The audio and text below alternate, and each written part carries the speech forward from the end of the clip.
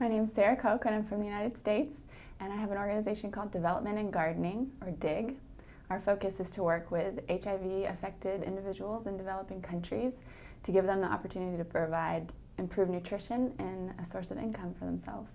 DIG believes in grassroots change and sustainability in all of its projects, so our main focus is to empower these individuals who may have felt disconnected from their communities because of stigma surrounding HIV, or if they lack life skills because they were orphans, give them the opportunity to take some control over their lives. And we do that through community agriculture, and usually that's in an urban setting. So we transform locations behind hospital clinics or orphanage grounds and turn it into a way for them to produce produce for themselves. We use a lot of recycled and found materials, so everything we do is centered around their economic and cultural norms and the needs that they have and the constraints that they're living in. So we use old tires as growing containers. We'll put PVC pipes up on walls so that you can grow your garden upwards if you don't have a lot of space to use. We use found things like peanut shells that maybe is part of their local diet, and we'll transform those shells into the growing matter.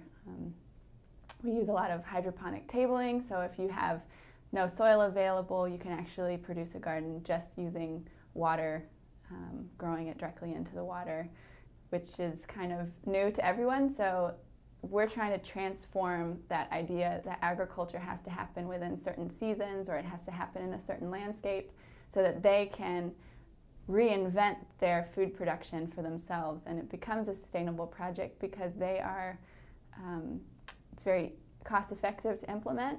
They can do it anywhere, and they get really motivated by having that control over their food production for themselves and their families.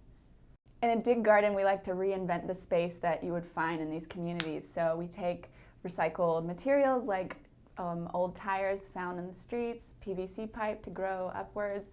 And the idea is to take a once polluted space and an urban space and reinvent it so that they can make it a productive space.